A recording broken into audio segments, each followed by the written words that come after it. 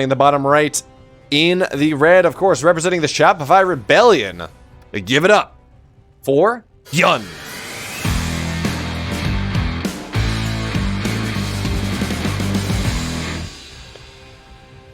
And his opponent in the upper left, in the blue, the man with the fantastic ZBT for Kites of Gaming, he is Solar.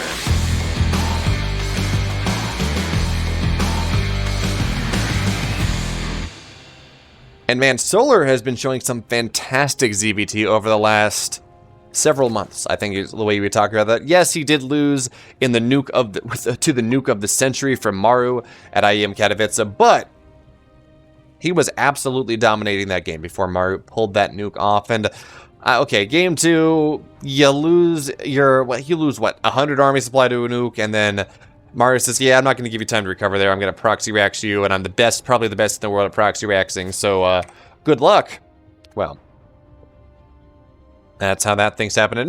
Notice Solar, he's got a little bit of a, I'm not going to call, I don't know if we want to call it PTSD, but the fact that he got proxied there, of course, this is just something Koreans do a little bit, but we can build a narrative. We can say that Solar was so scarred by the proxy racks that Maru did to him on this map, by the way. This was the map this was map 2 for Maru versus Solar, that he's going to, of course, scout with his drone for proxy racks regardless. Now, is that true? Is this just how Solar thinks it's best to play this game, this map against this player? Who knows? But I choose to believe that he was just so scarred by the damage that Maru did to him that he says, never again will I not drone scout on this map.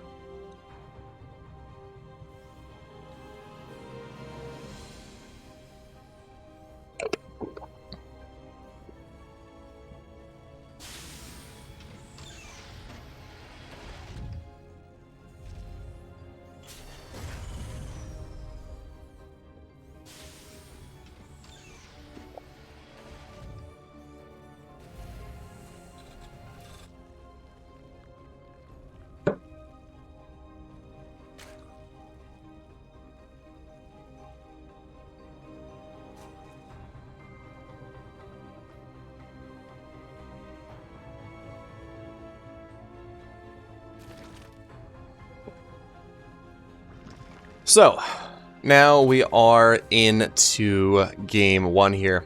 Nothing. Okay, we're gonna stop that. Sometimes because I acknowledge I'm not the best observer. I miss things. We were going off of Pig's camera for a little bit, but Pig doing Pig things at well, not all that early for him, I guess, but early enough for everyone else that was watching this tournament. So bouncing all over the place, and yeah, that was some camera work we didn't want. So we're gonna go back and we're gonna start observing ourselves here. Don't let Beo be lazy. That is the name of the game here, absolutely.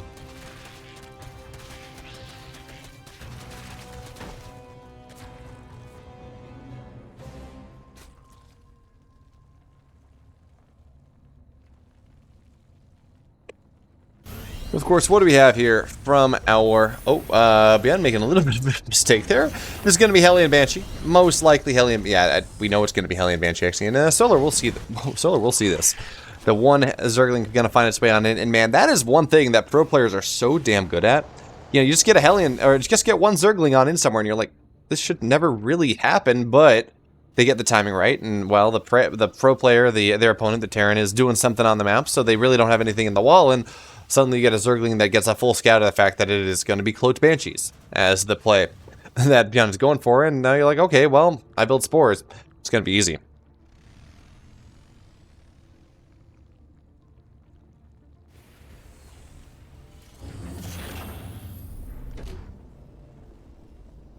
Alright, so there we go. Got Stim on the way. Of course, this the starport's going to go on to the reactor after that.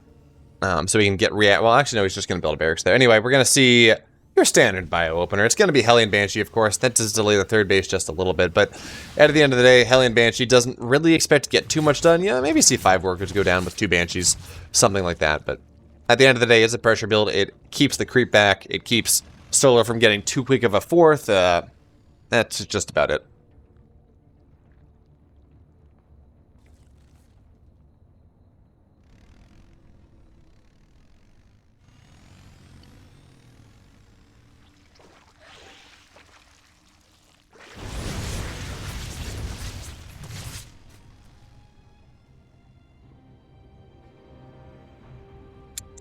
Alright, so now Hellion, or the Banshee's going to try to find some damage done, but of course, well, Queens are in position. We have spores in the mineral line too, so not going to be all that impactful. How many Banshees do we have? We have one outside there. We have the other one. Okay, there we go. Now the Banshees are going to sync up, and this is where maybe we can get some damage done, right? Because of course, well, Hellions, they're going to look to dive on into the third base maybe, but well, with the actually no, Zerglings are in the natural, so maybe there's the opportunity to do that if ByUN is aware of it, and of course the Banshees are going to try to dive on in, but there's a lair.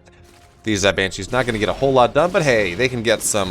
They can get some creep. They can get some creep. They can do something like that. And this is already a little bit nicer opening, or a nicer creep position, I guess I should say, compared to the game that we just did of Rogue versus ByUN. Because of the build that ByUN has gone for, where it is not Blue Flame Hellions and you just try to hide your Hellion count. Well, ByUN has actually been able to get some damage done from the creep perspective. He's been able to delay the creep spread a good bit. And now actually it looks like he may be able to dive on into the main base, maybe get some additional damage done, because there are only 2 queens right here.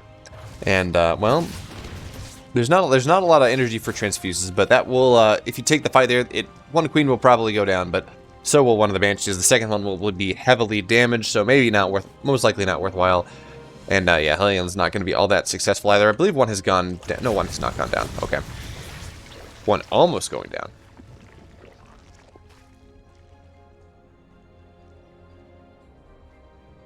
Sitting on literally 2 HP. I would not even mind seeing ByUN just take that one back home and repair it or something, because well, that's not going to do all that much. Literally, someone's going to look at it the wrong way and it's going to go down.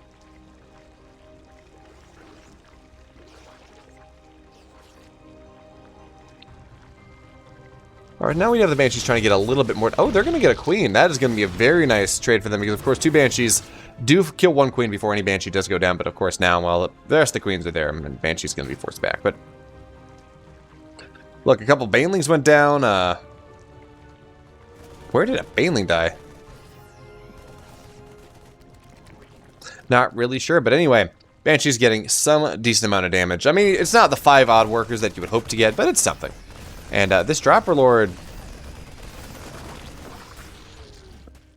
interesting. So I don't know whether that was Solar attempting to actively go for a drop of some sort, or whether this was just him maybe building an Overseer and accidentally building a Dropper Lord instead, something like that. But anyway, we do have run by setup here on the left-hand side as ByUN now getting on into things. His 1-1 is done, his opponent's 1-1 is not, but these Banelings are not going to get the good connections, and ByUN not really going to have the splits that he's looking for, so this drop will be fully cleaned up here. And now Solar, he's got that supply lead that he is ever so happy about. Of course, we have Infestation Pit on the way, we have a Hydra Den on the way, so this is the same style that we saw Rogue go for in the last game.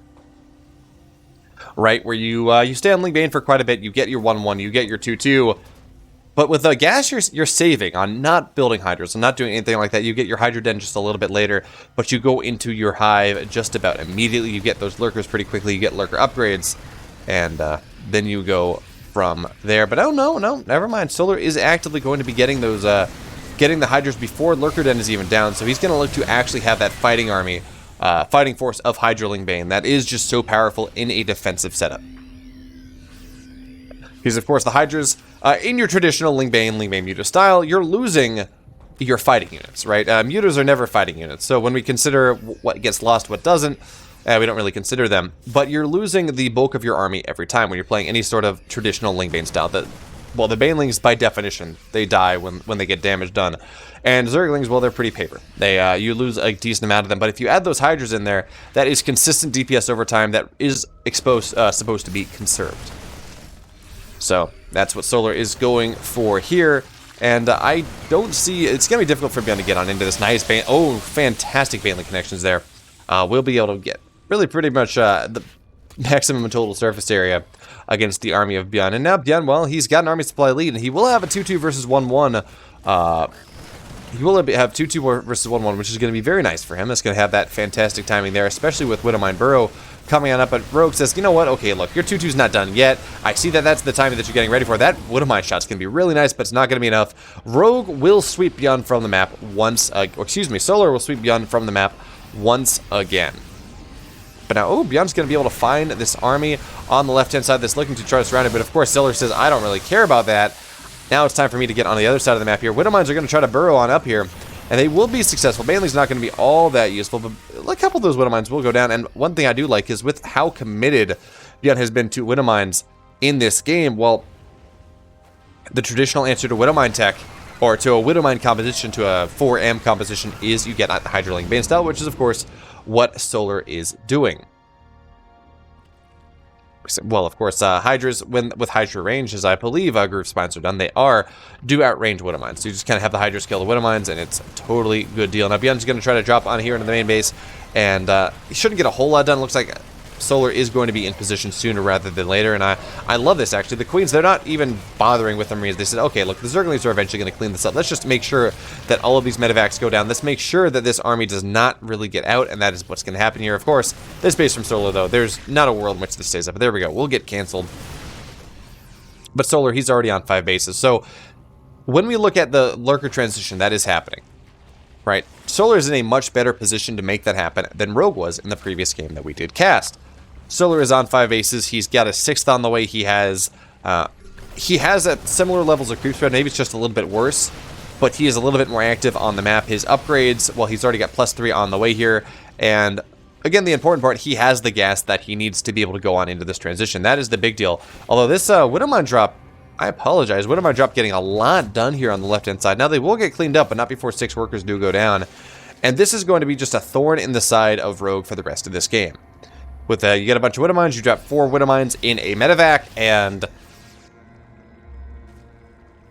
well, you get them in there, and with Drilling Claws, it's really hard for the Zerg to react in time. Now, this is maybe not the fight that Rogue Solar's looking for. There we go. He's going to have to pull on back here, but well, with one tank here, it's a lot more difficult for Solar to take this fight than he previously would have. But of course, Zerglings get on top of things now, and it's just Zerglings against Marauders at this point. Banelings are going to get on top of the Marines, and yeah, Solar, he's going to take that fight, and more importantly, he's going to get some nice parasitic bombs on top of these medevacs. Of course, BeoMulf with really some fantastic micro will be able to keep some of those alive, but not all of them, because, well, parasitic bombs, they do a set amount of damage, and when you reach that threshold, well, the medevacs will go down, but we don't see 5 medevacs go down, as would happen if I was playing in this game. Granted, I don't play Terran, but anyway, you get the point.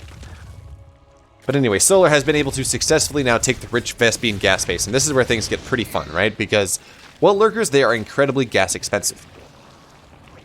Do you know what, do you know what makes gas costs really not even matter? It's when you get it's when you get 2 bases worth of gas for the price of 1. So, Solar is going to look to rapidly benefit from that here as he continues to build up, continue on that Link Bane Hydra style, but he does have Lurkers on the defense at this point, and yeah, we're going to see more parasitic bombs on in here. BeoMulf, once again, he's going to be pretty quick on the pull, but a lot of these medevacs are going to be very low, and they're just going to start to go on down here, and that does, well, that gives license for Solar to push on in. The Lurker, he only has 3 Lurkers here, and that's not the majority of his army, because of course he has Lurkers defensively as well, which means BeoMulf can't really get what he's looking for on the other side of the map. So now the Lurkers are going to siege up onto the 3rd base. This one tank is going to look to do so much here for BeoMulf, and actually it will be the defensive stronghold that BeoMulf is looking for, as Solar will be forced back. But if we look at things, right, this has been 1 Lurker has died. This has been 2 Vipers that have died. This is not the 15, 20 Lurkers at this point in the game that we saw. Well, maybe not at this far, but the point here, Solar is doing a much better job of A, keeping BeoMulf curtailed, and B, not losing his Lurkers. Lurkers are like Hydras. You don't want to lose them. They can give you so much value over time that if you can keep them alive, that is exactly what you want. So 8 more Lurkers do go down. I keep looking at these the changelings and thinking that's an actual army of BeoMulf. But anyway, Lurkers on the left-hand side, and this is actually going to be a really nice trade here from BeoMulf. He will be able to find these Lurkers unsupported, and as powerful as Lurkers are, well, there's only so much that they do. With when they only have +1, as +2 is on the way, when they only have +1, and they can get stimmed upon. They can get stimmed upon, they can die. But again, what I'm worried about here for BeoMulf more than anything else, he has lost, what, 23 workers in the last minute. He's only on 43 workers. Yes, he kind of has a 4th base, is not really mining. Yes, he kind of has a 3rd base, not really mining. He's over mining in the net. Nope, not really. Where are the rest of his SCVs? Maybe there's all that. But now, of course, we have blinding clouds on top of everything. Zergling's getting on top of all of these Marauders. Lurker's firing away as well. The tanks are going to go down, and there's just not a lot left here for BeoMulf. Lurkers are going to look to try to get Burrow on in. Oh, look at this. Lurkers actually, they're just going to say, you know what, the hell with this. We don't care about this fight anymore. The Hydras and the Lings are going to be more than enough for that.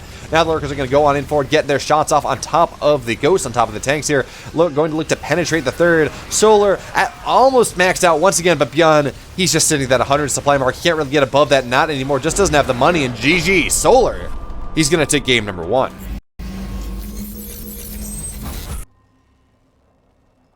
And here we are. Game number 2. Pillars of Gold is the map. Solar, of course, he has that 1-0 lead, and spawning at the bottom left. In the red, he is representing the Shopify Rebellion. Give it up for BeoMulf.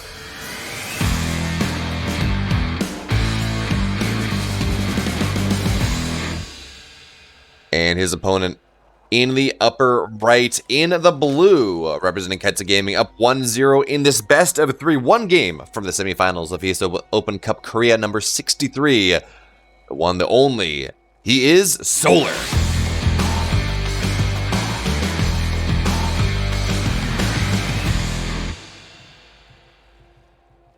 So we have Solar opening up with a bit of a 15 pool here in game number 2. Of course, it's kind of a little bit interesting, but the goal here is going to be to make sure that any sort of proxy that BeoMulf decides to go for, well, it's absolutely going to get dealt with, going to get countered, because you get a 15 hatch, or a 15 pool, excuse me. And when you do that, that does mean that any sort of proxy shenanigans do end up absolutely getting shut down. But unluckily for Solar here, BeoMulf, he's not going for any proxy shenanigans. No, he is just going on into his standard play. Now, BeoMulf standard play can be a little bit aggressive. Absolutely, that is the case. But certainly indeed, that's not a guarantee that this 15 pool will pay off in any way, shape, or form. So BeoMulf, it looks like it's just going to be a Reaper expand into a 1-1-1 behind this. And if Solar's lucky, if Solar's able to evade detection here, and of course BeoMulf has not SCV scouted, so it is looking like he will be able to evade the detection, especially considering the fact that this is a Marine opener. We don't have a Reaper opener, which is both a good and a bad thing, right? Especially because this is likely to be a reactor after this factory once BeoMulf has enough gas for it again. But there we go, the reactor. So it's going to be 1 Marine for the Zerglings as they go across the map. So on the one hand, there's not a Reaper on the other side of the map. That would be, of course, no defense, really, for the Terran player as he tries to defend things. But on the flip side, well, it's only 1 Marine and there's a reactor. So this natural will absolutely get delayed at the very least. I don't know if BeoMulf is going to cancel that or not. But at the very least, the natural will get delayed here. There we go. There is the cancel. I don't think Solar really is going to get any more done than this. There's really no way he's going to break up onto the high ground. But hey, forcing a cancel on the command center from a 15 hatch, or a 15 pool, excuse me, that is absolutely worthwhile for the Kaitsa Gaming Zerg player.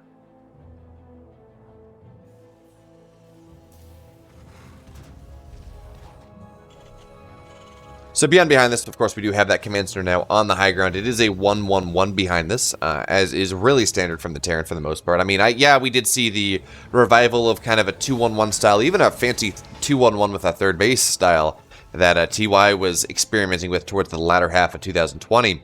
But again, that's not what we're going to see here. A bunch of Marines, and there is, of course, the opportunity for BeoMulf to go for some sort of Banshee timing as I say that. No, this is just going to be for stim on the barracks. But of course, there's also the opportunity for, say, a Hellbat timing with the amount of Marines that are already out this early, and of course now we're going into Hellbats behind that. But I think these Marines, more than anything else, their goal is just to make sure that there's no some sort of follow-up all-in from what Solar did. Granted, 15 pool, not exactly the most all-in thing. But there we go. We have a medevac on the way and a bunch of Hellions here, so it does look like BeoMulf is going to try to get some counter pressure on. And there we go. There is the armory coming on down. So this will be a Hellbat timing. We're going to have probably 6 Hellbats and a full medevac worth of Marines going across the map here, trying to get as much damage to Solar as possible. Just trying to do what he can to equalize, because of course, well, Solar, he got a lot done. He forced the cancel on the command center, forced BeoMulf to build it back up on the high ground, and that's minus about 100 minerals, minus 150 minerals. Minus 100 minerals. Yeah, I got it right the first time. And, well, delayed mining. So absolutely worthwhile there for Solar. But BeoMulf, he says, look, this will not stand, not if I can help it. So we will see Banshees on the way. That is interesting. We did, of course, see the barracks land on that tech lab. at one point, but no, BeoMulf is saying, okay, well, it's going to be Marine, Hellbat, Banshee. We're just going to go all the tech paths here. We're going to get as aggressive as possible. And I don't hate it. Now, Solar, he does lack queens at the moment, but of course we do have more on the way, going up to a grand total of 7, which is kind of your standard. And we don't see, of course, the...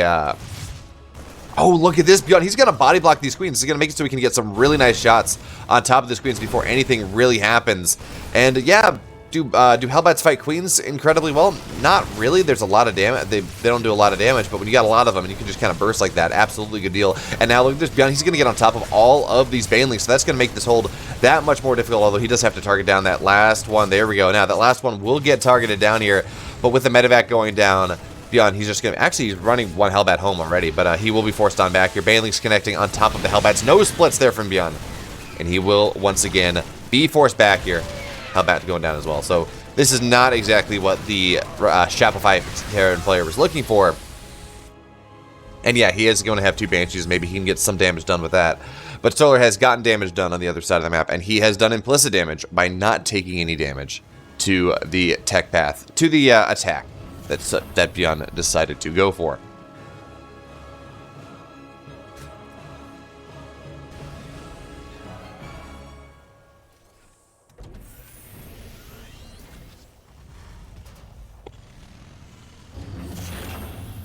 So now, what do we got here? We have 2 barracks on the way, of course. BeoMulf getting on into that additional production as well. You can't win a game off of a 1-1-1. Well, you can. You can't win a macro game off of a 1-1-1. You cannot produce. You make far too much money to make anything happen with 3 command centers and only 1-1-1. So BeoMulf, of course, getting on into there. We will see him get onto his upgrades eventually. Nice Baneling connect, or a nice Hellion connection on top of that Baneling.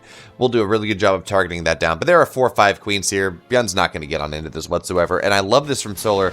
Notice on the other side of the map. Now, he's being delayed here, of course, with the Banshees. And actually, if Solar's not careful, the Banshees will succeed in canceling this 4th base. Now, Solar, he doesn't want that to happen, of course, but it's not going to be the end of the world if it does. He is that far ahead.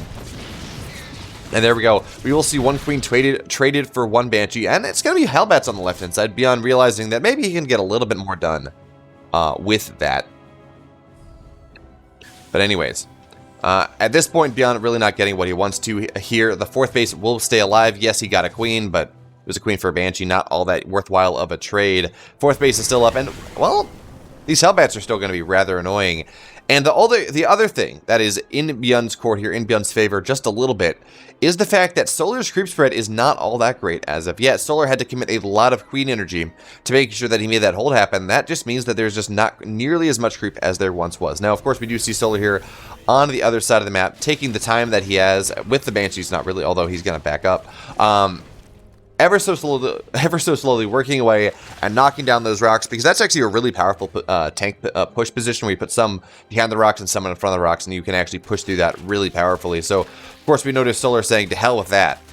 He's going to cut it all down. 1-1 here is going to be timed up relatively similarly with both players at this point. We're not going to see any major timing advantage one way or the other. BeoMulf's going to have a little bit faster, but at the end of the day, it's going to be like 10 seconds. It's not going to be the solid minute and a half that we sometimes see in this matchup. And Solar, well, he realizes that, look, he's got 80 workers. He is sitting on 4 bases. 5th base is on the way. That means it's time to get on into later stage tech. We do have, I believe we have an infestation pit. No, we don't, actually. We do have the Hydro Den, no infestation pit as of yet. So Solar going to go on into Hydroling Bane a little bit before he actually gets on into that hive, gets into that Lurker tech that is so powerful. And BeoMulf actually going to get a little bit of inside track here. He will cancel the 5th base. Now, it shouldn't be much more than that.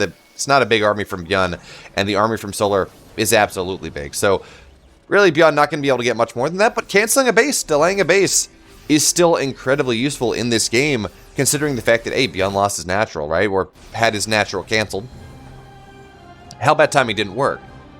So, realistically, any damage that BeoMulf can get at this point is good damage. And certainly something he's going to be happy about. Is now BeoMulf, what's he going to say? Oh, he's going to get it once again. Another cancel here. Not a kill, of course.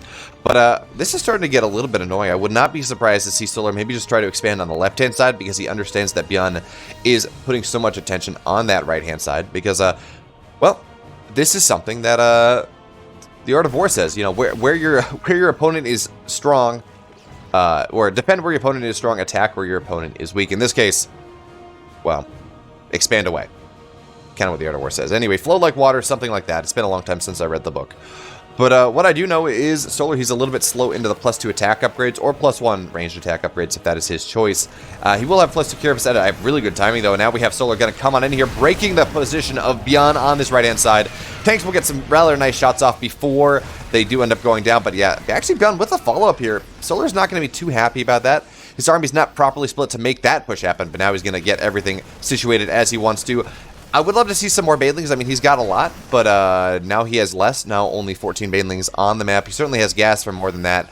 But I would imagine a lot of this gas is being saved for Lurker tech because, hey, you know, Lurkers are really powerful, right? You want about 8 of them on your first, 6 to 8 of them on your first morph, and then to go from there. And the Hellion will, of course, get targeted down. The one remaining stalwart, the one remaining remainder, I guess, of that initial push from ByeOn. Not all that successful, but now it is dead. It is doomed to posterity, as well as this is going to be a massive run by here from Solar, forcing the majority of the army of ByeOn back, and that is going to give Solar the perfect opportunity to jump on top of all of these tanks. ByeOn is going to split back, and Solar says, okay, well, you got a good enough split, you're off creep. Well, I'm going to Solar's not going to take the fight, but I love this from ByeOn, that quick thinking eBay there that's going to block off the wall, saving ByeOn from losing about 22 SCVs, 22, 26 odd SCVs there. So fantastic job there from ByeOn.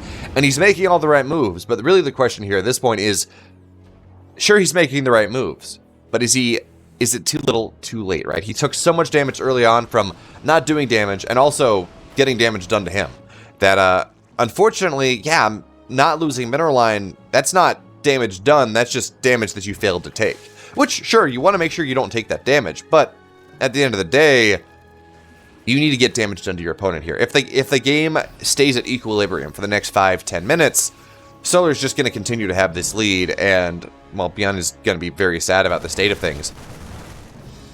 Because it's not like we get to the late game, and in the situation we are right now, ByeOn says, oh, I just need to turtle up into a certain position, and then I'm going to have a much better army in the late game. Now, of course, ByeOn, he is on 70 workers. Solar's on 86, so ByeOn at max has a 16 army supply more than his opponent, absolutely, but you got to remember, Ling Bane is the most supply efficient composition on, or I should say Ling Bane on creep is one of the most supply efficient compositions in the game, especially add in some Lurkers in there, at least until we get very late, and we're talking about kind of Ghost, Liberator, Tank, Marauder, at which point, well, it's really hard for the Zerg army to trade. But up until that point, yeah, Ling Bane, Hydra, Ling Bane, Lurker, incredibly supply efficient, does a very good job of trading up from a supply perspective, especially considering when we look at Terran Bio, what, somewhere around 20, 30 supply is in medevacs, which do fantastic keeping the army on the ground alive, don't really fight in and of themselves. So if the army on the ground gets wiped out, that's a lot of dead supply. As now we do have the Lurkers, they're going to show up here. They don't have burrow speed as of yet, but of course they do have range, which is going to give them a fantastic defensive foothold here on the right-hand side. As this drop's going to look to go on into the main base, I would imagine. There we go, taking half damage from the Spore. And I love this. We've seen this more and more kind of in late-game ZVT at this point, where we do see just a decent amount of static defense of Spores in the mineral lines, but just about everywhere for these Zerg players at this point. And this is something, I'm not going to say it's all that modern, but it is something that we didn't used to see. All right, it was almost a point, I'm not going to say it was a point of pride, but certainly a point of efficiency where you saw, you see players in every matchup go for as little static defense as possible, just trying to make sure you get that utmost efficiency, get as much army as possible, as much tech as possible. And then, Terrans started to realize that if we build a bunch of missile turrets against Muta players, well, the Muta players aren't going to get anything done. Zerg players realized that, yeah, we got to put like 5 spines in a base against Protoss late game, against the Warpins. All that. So absolutely, we're starting to see static defense get used more and more and more. And I'm taking the long form position here because, yeah, this has been true for a couple of years now. But anyway, now we do have Solar's going to look to try to break ByeOn here, but this is going to be a difficult army to break indeed. Now, nice blinding clouds on top of all of those tanks does mean the tanks should go down, but it looks like the army of ByeOn will not be able to do so, and Solar will be forced back once again. However, he didn't lose. Oh, actually, he lost 3 Lurkers, I guess. Didn't lose all that much, though, and he was able to knock out all the tanks. And at this point in the game, the tanks are what is scary. Now, of course, we now finally have the Ghosts on the way, and Ghosts are now, well, they are scary as well. And look at this, actually, yeah, ByeOn's going to find a lot of Banelings morphing on in, and he's going to be able to stim down, target down a bunch of Lurkers. So really nice trade there from ByeOn. The Blinding Cloud will keep the Marauders off off the Lurkers on the left-hand side. Excuse me, on the right-hand side. and ByeON will be forced back.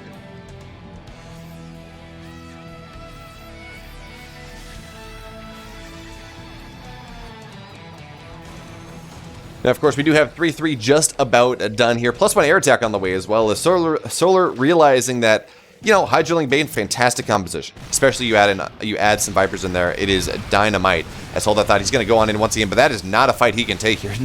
Not at all. That is a choke and a half. And nice snipes there from ByeON. We'll knock down one Viper. Of course, ByeON, probably one of the best players in the world with Ghosts. His late game Ghost Viper Liberator. Not Viper, Ghost Liberator tank control is out of this world. That is how he got his one championship last year with Asus ROG. He just let himself get to the late game, go down to about 45 workers, get 160 total supply of Ghost Liberator Marauder tank, and just went to town. So ByeON absolutely fantastic at this style. But again, the question is, how long will he be able to sustain it? He's only on 4 bases right now. Sure, he's got relatively equal economy for the moment, but that's more because of mules, not because of worker count at this point. So now, once again, ByeON's going to run on in, try to get on top of these ghosts. Now, bear in mind, of course, the ghosts are not light units. Banelings don't do any bonus damage to them, so it takes a surprising amount of damage to Banelings to kill that off. But the Banelings are just going to come streaming on in. Once again, nice micro here. The ghost will be able to stay alive. Looks like one will go down, but 19 workers do die. The third base of ByeON has been broken, but ByeON, not too shabby here on the other side of the map. You're going for a counterattack. He should be able to knock down 2 hatcheries for the price of 1 third base. That's not even going to die, although it looks like he will lose a couple auxiliary orbitals now. So at this point, ByeON, where does he stand? He is lost mining at his third base. He will get cleaned on up here just barely, and the base will survive. So it's only 1 hatchery for 2 orbitals and a lack of mining at a third base. I gotta imagine that is absolutely in Solar's favor at this point. And we can see that here reflected in the supply, reflected in the relative income. Solar here doubling ByeON's income at this point. Now the ghosts, I mean, they got personal healers. They're really not going to go down all that quickly to these only +1 lurkers. So eventually ByeON should be able to push Solar off of his third base. But once again, ByeON, he's kind of stuck at 4 bases. He does not have that 5th base. He does not have that 6th base that he should want, that he would really need to have to make sure he stays alive in this game. Because yes, we do have a third base mining, but some of these mineral patches are running pretty low. Only 600 mineral patches left, or 600 minerals left on the low patches. And if we look at the third base, ByeON has been muling that a lot more heavily. That is, I think it's out of 8 right now. Yeah, it's out of 10, soon to be out of 8. So absolutely a dearth of money here. Yeah, there we go. It's soon to be out of 8, indeed.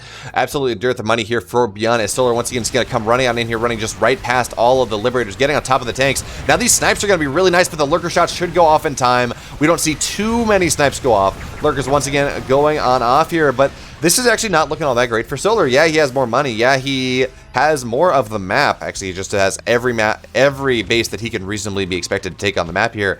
But ByeON, with those quick trigger fingers, will absolutely be able to snipe down a bunch of lurkers. And if he keeps taking trades like this, well, maybe that's going to be his avenue back into this game. As Solar has lost 12,000 more resources than ByeON has. And that's like 2 bases worth. That is a lot of money that Solar has been trading poorly, but of course we got to remember, ByeON, he's on 4 bases, trying to take a 5th base now. Solar, he's on 7. He's on 7 bases, and well, realistically, that's about all he's going to be able to take, unless he is able to sneak one in on down from the right-hand side, maybe sneak one on in on the left inside the base that ByeON is currently trying to take. So that one is unlikely. But of course, more lurkers on the way here, and we're starting to see significant air upgrades. Now, I don't believe there is a greater, there is no greater spire, so we're just going to see mass air upgrades here in case ByeON goes on into corruptors later on, or ByeON goes into liberators later on. Solar will be able to get a decent corruptor count, and honestly, I wouldn't even mind seeing a bunch of corruptors right now. Just knock down all of the medevacs from the skies in a fight, and suddenly your lurkers are that much more powerful because, oh, anything is that much more powerful because there's just not any sustained healing. Because now we have Solar's going to come spilling on in once again. Bailey's looking for the connections. Now we don't have any Vipers on this attack, so that's going to be a little bit of a problem. But this 5th base from ByeON will get broken. 12 workers will go down. ByeON only on 39 workers. Now this Nidus will not go up, and I do, well, actually that Nidus will, it looks like. And look at this. Nice blinding clouds here will cause this tank to go down, and that base is not even gonna lift. ByeoMulf now on 4 bases once again, but this time he has less orbitals. He has lost, I think, about 4 orbitals in this game. 3 orbitals, 2 command centers in this game. So that's actually a lot, right? That is what, 1,500 minerals, 2,000 minerals going on in there. So now we do have Solar's going to come spilling on in once again, and the tanks are just not allowed to survive. Zergling's getting on top of the Ghost as well, and as soon as it's just kind of Zergling versus BioSolar, he's going to back up. Says, I've done enough here. I'm gonna keep killing you by a bunch of paper cuts. And now the Lurker Spines, they're gonna go on off here with tremendous aplomb. ByeoMulf trying to take this fight, but without really good splits and getting those snipes on in immediately, he's not going to be able to take that fight. Of course, the Nidus on the right-hand side doing a good job of keeping ByeoMulf distracted as well. Now, the Lurkers, they're going to look to make the burrow here, and the Ghosts will, looks like they're going to get 2 Lurkers. So ByeoMulf should be able to, at least temporarily, target this down, but I love this. This is how, really, I kind of hoped we were going to see Nidus's used when the first changes in Legacy of the Void happened, where, well, Nidus, they're just there to enable the Zerg to move across the map a little bit better, as we do have, once again, this 5th base from ByeoMulf is going to get broken. Crackling's on top of it. Lurkers are firing, free-firing, ByeoMulf below 100 supply, and that is going to be it. Ladies and gentlemen, boys and girls, Solar is going to take game number 2 in this semifinals, the ESL Open Cup number 63, move on to the semis to face someone.